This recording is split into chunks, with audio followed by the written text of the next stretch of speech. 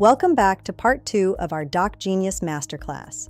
Now that we've covered tiered groupings, it's time to tackle our most advanced feature, the dual pivot matrix. Scenario 2 handles complex pivot matrices. In this example, we have 15 quote lines across 5 distinct products. Each product has 3 quote lines representing our different pricing plans: basic, professional, and enterprise. Our goal is to build a dynamic pivot matrix that displays these 3 plans side by side for every product in our quote. This configuration is essential for high-level price comparisons, allowing clients to see plan differences at a glance. We'll begin the configuration by setting up the initial child object parameters specifically for our pivot logic. First, we link the relationship. For Scenario 2, we are focusing on how these parent-child records will intersect in the matrix. Open the gear icon to enter the settings. We'll be using the conditional child layouts to build our pivot logic. Notice the new set of fields. These allow us to define our row headers, column headers, and the values that will fill the intersection. Each field must be mapped precisely to ensure the Salesforce data is rendered correctly in our side-by-side table. With our foundation in place, we are now ready to define the specific row and column logic for our subscription lines. Now for our subscription lines. For these products, pricing is stored directly in the child record, the quote line itself.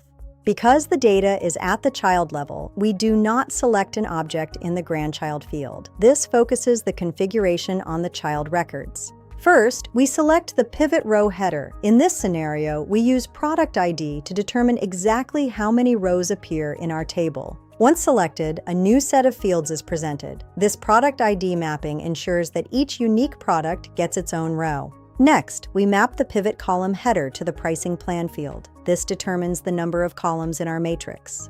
Since our pricing plan has 3 values, basic, professional, and enterprise, our pivot table will render 3 corresponding columns. We'll type a custom label in the pivot row label field. This label will identify the column that holds our product row names. Now, we select our layout type and set the indent. We'll set this to 2, ensuring proper visual alignment within the overall document structure. Finally, we add our pivot row fields. These are the specific data values that will be displayed under each plan column in our matrix.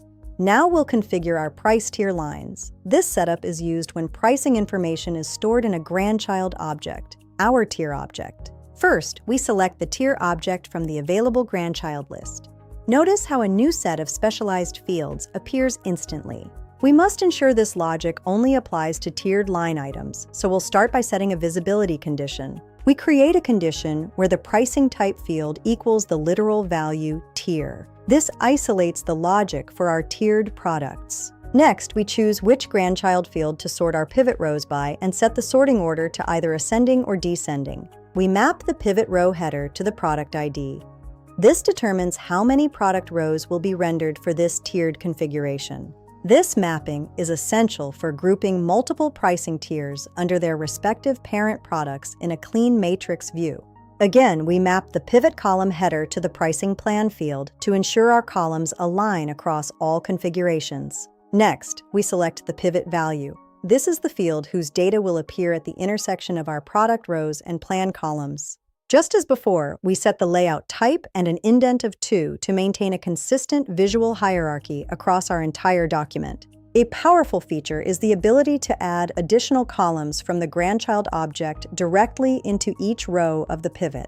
In our Scenario 2 setup, we'll select the From and To tier fields to be displayed right before the dynamic pivot columns. This ensures that for every tiered product, the viewer sees the specific range and price level alongside the side-by-side plan comparisons. Layout type is just as important for pivots as it is for basic tables. Let's examine the trade-offs between floating and inline layouts. The inline pivot matrix is compact and space-efficient, while the floating layout sits in its own dedicated table below the record for maximum clarity. Your choice depends on data complexity. Use the recording as your guide to see how each layout type impacts the overall readability of your quotes. With all configurations finalized, it's time to generate. Our document is built instantly from the live Salesforce data we've just mapped.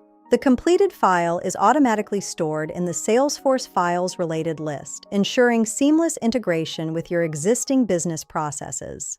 You have now mastered the DocGenius child widget. From tiered groupings to complex dual pivot comparisons, your document automation is complete.